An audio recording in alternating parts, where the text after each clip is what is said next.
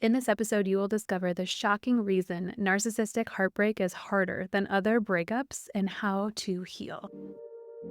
Welcome to Heartbreak to Wholeness, the podcast helping you heal from the mindfuck of narcissistic relationships and move towards the secure, peaceful woman you want to become. I am your host, Bree Walta, relationship clarity coach and EFT certified practitioner. Let's dive in.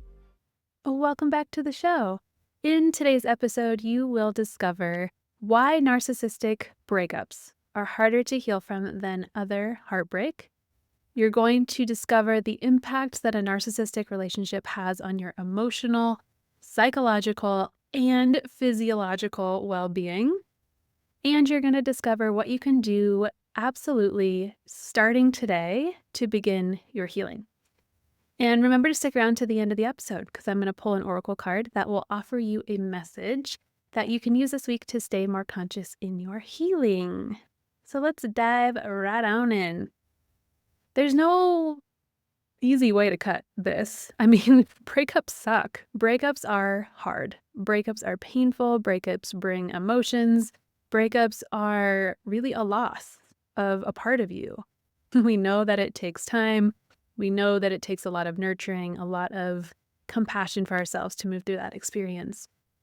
And if you've been through a narcissistic relationship, you might be getting stuck in why this breakup from the narcissistic person is feeling so much harder than potentially other breakups that you've been in with people who have not had narcissistic tendencies or have been narcissistic or had other personality disorders. And so I want to break it down. I want to break down what we go through in a breakup in general, and then what we go through in a narcissistic breakup. So we'll start with a breakup in general. One of the biggest components of a breakup that hurts like hell is a shift in your familiar routine. So you have been with this person for X amount of time, living together or not living together, and you have created all of these patterns together around your day, around your weeks, around your holidays, around your special occasions. You have really created a flow together. And your brain has created all of these little neural pathways that associate you with him, with the thing, with the place, with the song, with the making him coffee in the morning, or whatever the thing was that was really special for the two of you. So the longer that we've been together, the more of those neural pathways, the more of those associations, the more of those memories that we have together. So when you wake up as a single person and your immediate reaction is to roll over and give him a kiss and nobody's there, you feel the stab of that loss. Or you go downstairs to make yourself coffee and maybe you had always made both of you coffee at the same time. You realize you're only making one cup of coffee, you get another stab of that loss.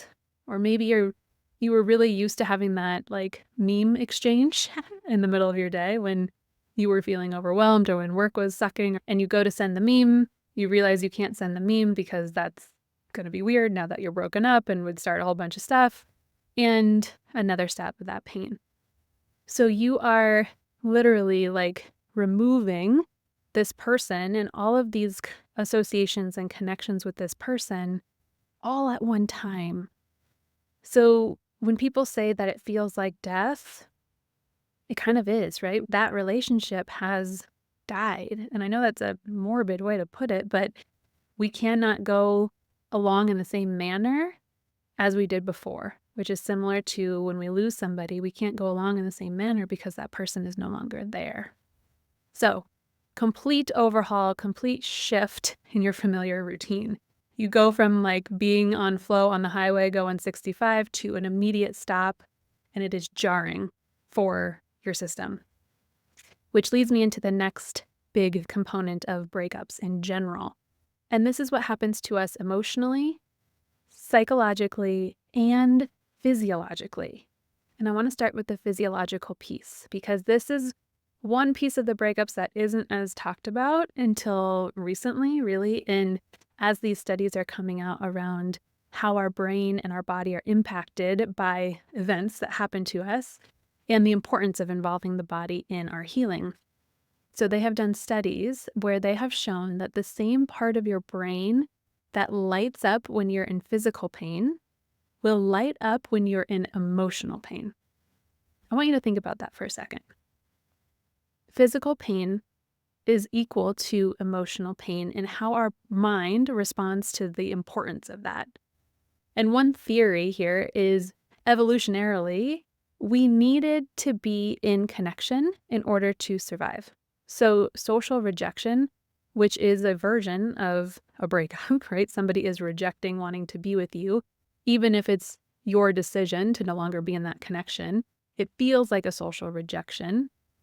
And evolutionarily, that was a threat to our literal survival. So part of this is hardwired in our brain to light up with, hey, this is significant. This is really important to pay attention to, because if you no longer have this person, then you're not going to be as okay because you will be alone. Therefore, you won't have your tribe or the people around you to help keep you alive. Now, we're no longer living in those circumstances, but that is a very real part of our ancestry and the way that our brains are wired for survival. So not discounting that. That's a real pain that we're feeling. Also, physiologically, we feel impacts in our nervous system. So our nervous system finds safety in predictability. You have been moving about your life with this person for X amount of months or years in a predictable fashion, more or less, right? And you have this flow, you have your patterns, you know what to expect in the morning, you know what to expect around birthdays, you know how you like to spend holidays together. You have all this predictability around the situation. Even if you're in unhealthy patterns, those too become predictable, which is familiar, which is safe for that part of our brain that's seeking safety. So when you take away predictability, what do you have? You have unpredictability. You have a whole bunch of things that feel new, that feel overwhelming, that feel like you have no control over. And it's almost like we're exposed. We're exposed to who we are in the world without this protective, predictable bubble around us. Everything feels harder. Everything feels new. We are really just resisting having to go to the movies by ourselves, or having to go to the restaurant by ourselves, or having to show up to the party by ourselves. We just don't want to do it. Our nervous system gets agitated. We feel anxiety. We get thrown out of our comfy place, and we're kind of living in this survival spot, which is why it's so important in a breakup to work with the nervous system also, to be able to learn how to regulate the system. And then we have the emotional piece. This is the piece that we're most familiar with because it's in our face and there's no real pretty way to get through grief. So emotionally, we're feeling a lot, right? We're grieving the person. We're grieving what we had. We are feeling sadness. Maybe we're feeling anger. Maybe we're moving through bargaining. We're moving through the stages of grief.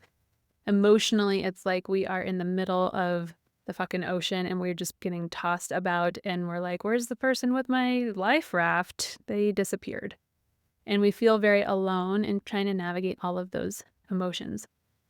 So on top of the physiological piece, our brain literally telling us that we're fucked because we're alone, on top of the nervous system dysregulation, on top of the emotional waves that we're moving through, then we also have the psychological part of this.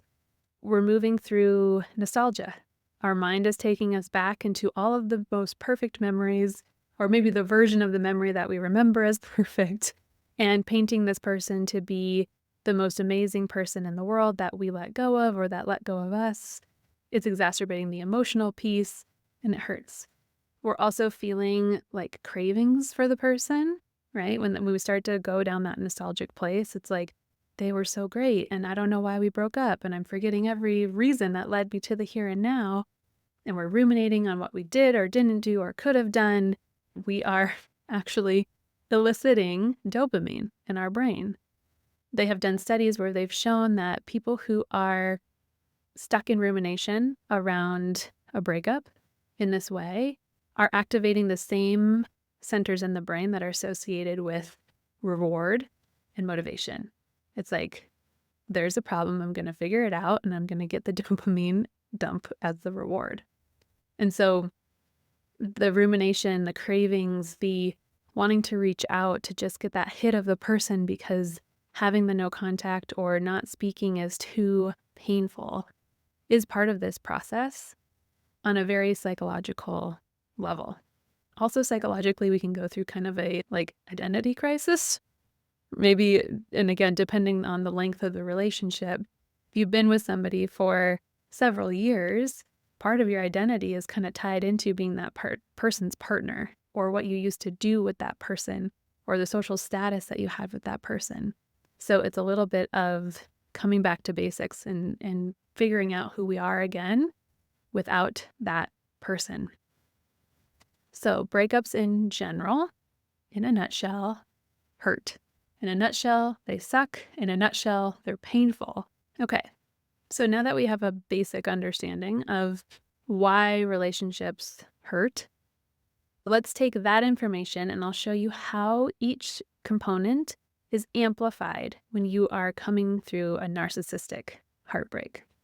So the first piece of breakups, where you're shifting your entire familiar routine and your flow together, is still true in a narcissistic breakup, but you also have this complete loss of the person who was validating or invalidating you. You no longer have this ability to self-validate because of what you've gone through in the relationship, because of the manipulation, because of the gaslighting. So we have turned externally to typically the person that we're with, looking for validation.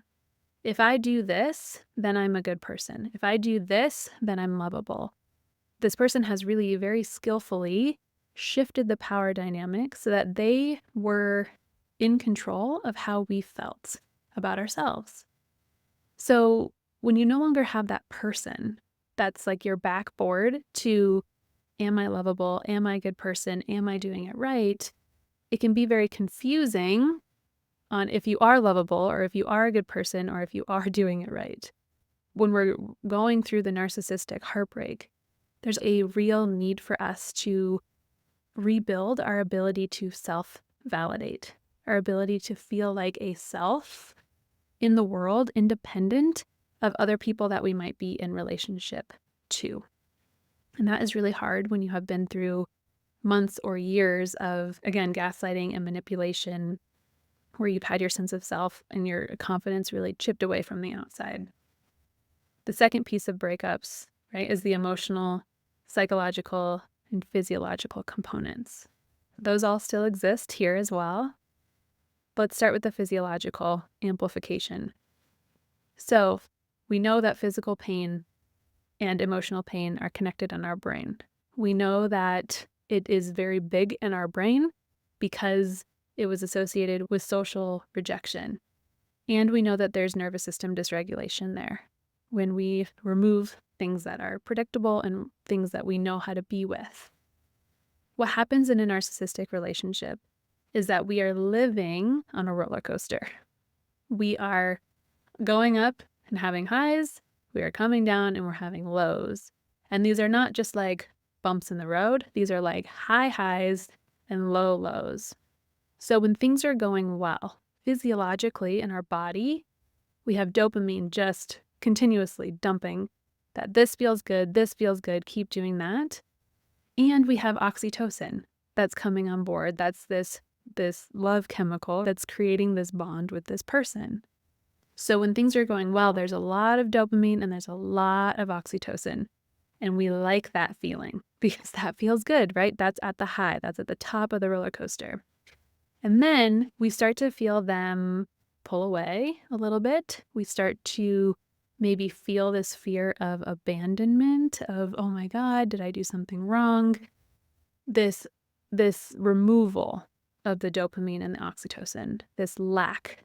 We're going from real high levels of it to starting to feel it decline, and we don't like that feeling, right? So then what happens? We go into panic because we feel it declining, we don't like the feeling, and we're like, what do I need to do to fix this? When we go into panic, we elicit cortisol. Cortisol is the stress hormone, and it's pumping. and we're living in the sympathetic nervous system state. So we are, again, in survival. Our threat to self feels very real. So our cortisol is very high. In this stage of the cycle, we can also feel a lot of anxiety. We can feel depression. We can feel self-doubt. We can feel low self-esteem. We're in this place of, oh my God, oh my God, oh my God, I need to fix it. So cortisol is pumping through our body like, oh my God, bitch, we got to figure this out because I can't be here. This doesn't feel good. This is going downhill. Ah, everybody panic. And from there, we move into the seeking of the high again. So we're at the lowest point. We have come down the roller coaster. We have hit the bottom and we're like, I got to get back up there. How do I do it? And the seeking behavior, how do I fix it? What did I do wrong? Let me apologize again. Let me try to word it in a different way. All of these things that we try to do to fix it, to get that person back, puts us back into maybe this will work this time. And even the seeking behavior starts that dopamine rise in our body, in our brain. So physiologically, our body is going through all of these ups and downs. It's on the fucking roller coaster. This specific cocktail of hormones and chemicals is predictable in relation to this person. So your body almost knows how to anticipate the ups and the downs, and we create this imprint of that familiarity in our body. Our body gets used to living in those extreme highs, extreme lows. Our nervous system likes the dysregulation because it's predictable. So when you remove that, what happens? Your body freaks out because it's no longer in the predictable cycle. When we take that away, we are coming into unpredictability and we're removing the thing that took the pain away. For example, in one of my last podcast episodes, I was talking with the woman who I was interviewing, her name's Hillary, about how she came to understand that sex was the way to get them back up on the roller coaster. So when they would hit a low, she would use sex as a way to bring back connection, as a way to try to fix it, as a way to apologize or whatever she was using it for, so that they could just get out of this uncomfortable place of feeling him pull away and feeling the devaluing and the discarding. And she knew that sex was the answer in that situation. That was the drug. And when the relationship was no longer there, when the sex could no longer be used to numb the feeling, to sidestep the feelings that she was in, then she was left stuck with all of the feelings. You take that away and you're left with yourself. And that period fucking hurts. It hurts like you're going through a detox. And so just knowing that physiologically your body is actually changing is helpful for you to have some compassion around why it hurts so bad. And to bring in some nervous system regulation to help bring your nervous system back into a normal baseline when your baseline has just been this roller coaster over and over again. Physiologically, it's going to take time for your body to readjust. So that's the additional added component physiologically. Emotionally, we're still feeling all the feels. We're still moving through the sadness and the anger and the grief. But the additional component in a narcissistic breakup is that you're not just grieving the relationship. You are grieving that the relationship is no longer there, of course, but you're also grieving who they were. Who did they present to be? Part of a narcissistic healing experience is having to deal with the deception of being duped in the beginning with this person who presented as one way and then turned out to be a totally different person, right? We go through that in the love bomb phase. And so we're like, who the fuck was that guy? And how was I with this person for so many years and didn't see the deception? So you're grieving them. You're grieving the promises that they had made for the future. This ever-present hope place, I call it potential land, where we live because reality is not really working, but we've heard them say that they're going to do X, Y, and Z, and then we're going to get back into this really good place Or we're going to start traveling again, or he's going to start writing me love letters again, and we're going to get back to this really good place. And we live in potential land. And if I'm there, there's still potential for the relationship to work out. When I leave a relationship, a narcissistic relationship, then there's no more potential. And I have to let go of that dream and that reality and grieve that dream and that reality on top of the actual reality that I was in. And oftentimes it really highlights how painful or how real the actual relationship was and why I was disassociating to that place. So we're grieving them. We're grieving the hope. We're grieving the promises. And we're grieving who we were in that relationship. So I know for me, looking back, I was like, how did I not see this? How did I allow this? How I thought I was more confident. I thought I was a stronger woman. I went through so much anger with myself and really didn't understand how I got into this place in the beginning. So there's grief around that version of you who stayed, who didn't have the boundaries, who was manipulated. And there can be a lot of self-blame there, which will need a lot of compassion to come out of that place. There are layers to the grief in a narcissistic breakup that don't really exist in a normal breakup, which can add to the time, which can add to the intensity, which can add to the importance of having somebody to help you work through this, especially if there was a big component of deception and you're trying to get your reality back in line. You need somebody to help you do that because you have been living kind of siloed in the fog by yourself, and you just need that outside support. So far we have the loss of your patterns together, the loss of your familiarity, on top of this loss of your ability to self-validate. We have the physiological components of what your body is going through when you lose somebody or you feel rejected. And then with the narcissistic relationship, we have the roller coaster of the highs and lows, of the cocktail of the hormones and the chemicals that are released.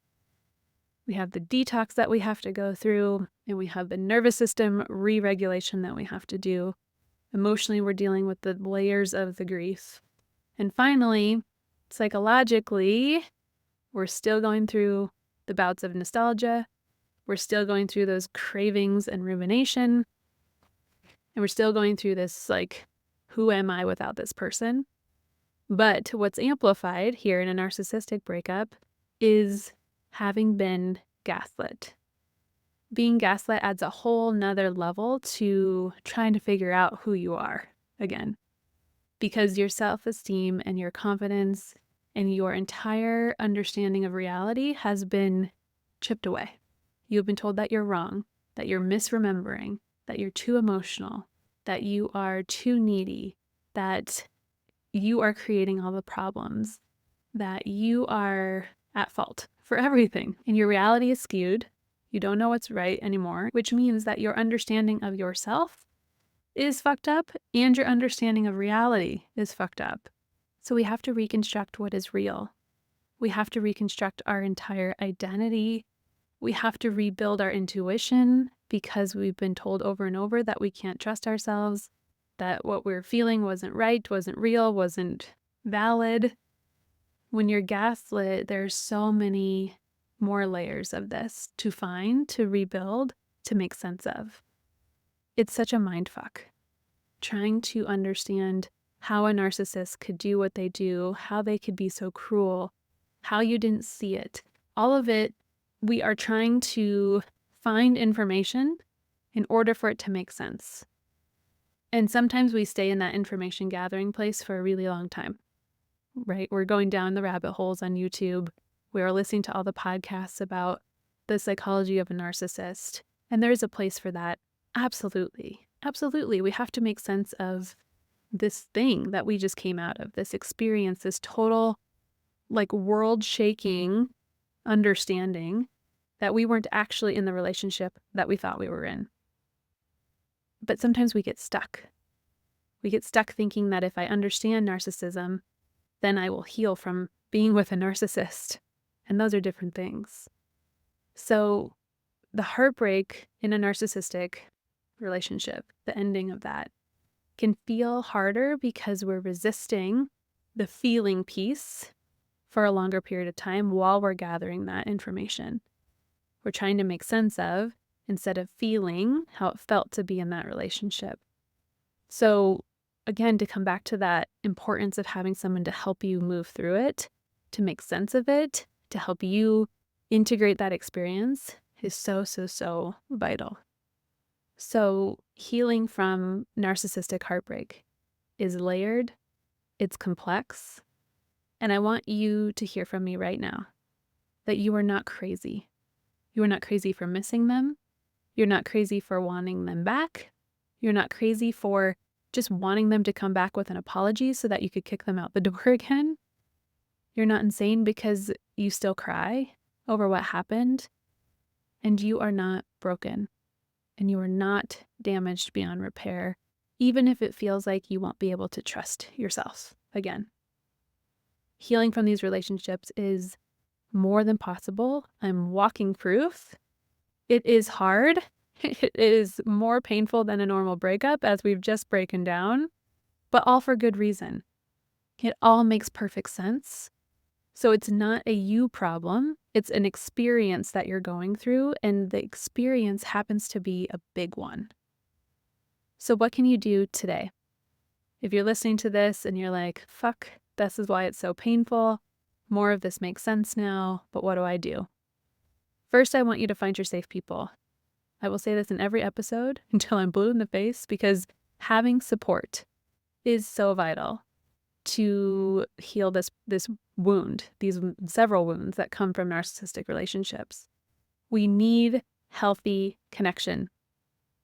So whether that's a friend, whether that's a family member, whether that's a therapist or a coach, you have to find somebody who can give you those reality checks, who can validate your feelings, validate your experience, and hold you in that experience as you try to sift through and make sense of what was happening. I want you to also clear out reminders of them. I know going no contact is hard, but I want you to think about, can you commit to not reaching out to them, not responding to them, not looking at them on social media, not looking at pictures on your phone, putting away all of the objects in your house that remind you of them for 30 days. You don't have to burn everything unless that feels good. You don't have to delete their contact, right? I just want you to take a pause from all of it for 30 days at least. And then ideally you check in with yourself after 30 days and your safe people and you make another plan. But the first 30 days are going to be the hardest. I also want you to pick up some nervous system regulation tools. So this can be one of my favorite tools, EFT tapping. That's what I teach. That's what I use with all my clients. I'll link an episode in the show notes so that you can get more acquainted with that if you don't know what that is. Nervous system regulation can look like incorporating walks throughout your day, incorporating a 5-minute breathing exercise or a 5-minute meditation, or just stopping for 5 minutes and letting yourself cry. There are a lot of ways for us to find more regulation in our system, but it's especially important coming out of these narcissistic relationships to bring yourself back into more of a baseline, to more of that familiarity of what feeling regulated feels like in your body. Not that you need to stay there all the time, because life happens and we come in and out of that baseline, but being able to come back in that baseline is a skill, especially when you've been living in very high highs and very low lows, very outside of that baseline. Another thing that you can do is begin to get really curious and familiar with who you are.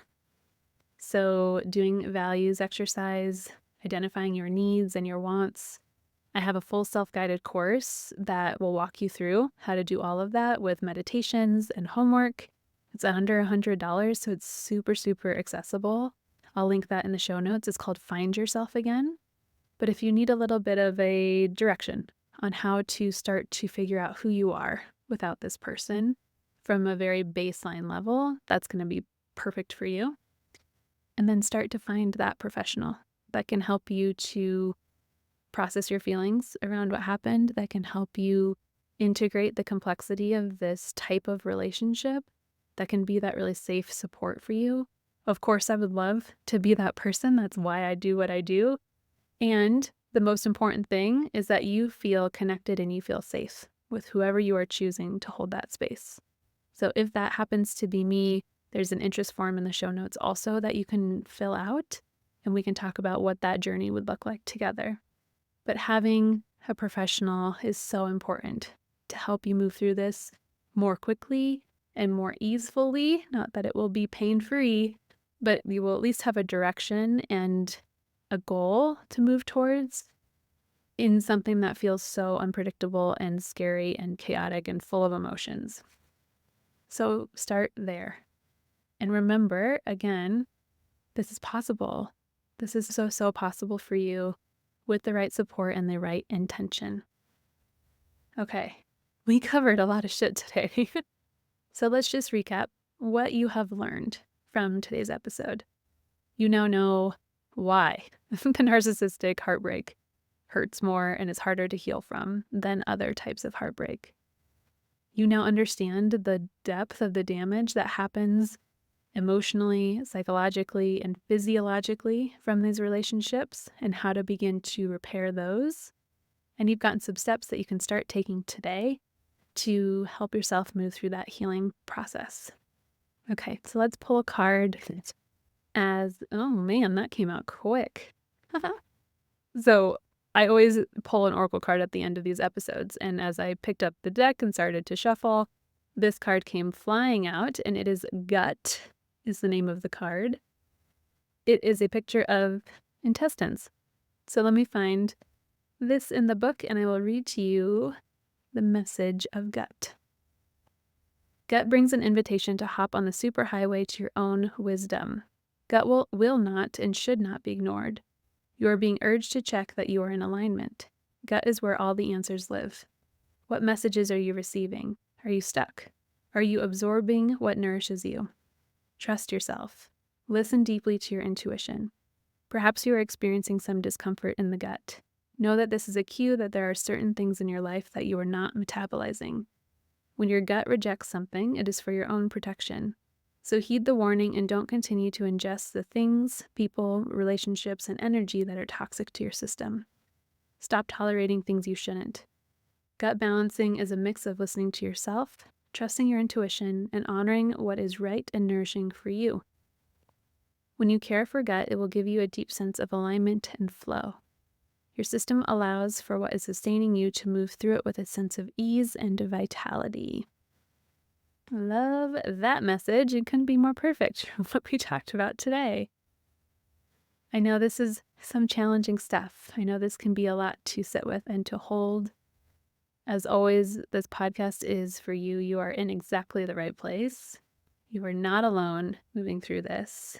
And I am so proud of you for listening fully to this episode and allowing yourself to see the places and the things that can be more helpful for you on your journey. And I will see you in the next episode.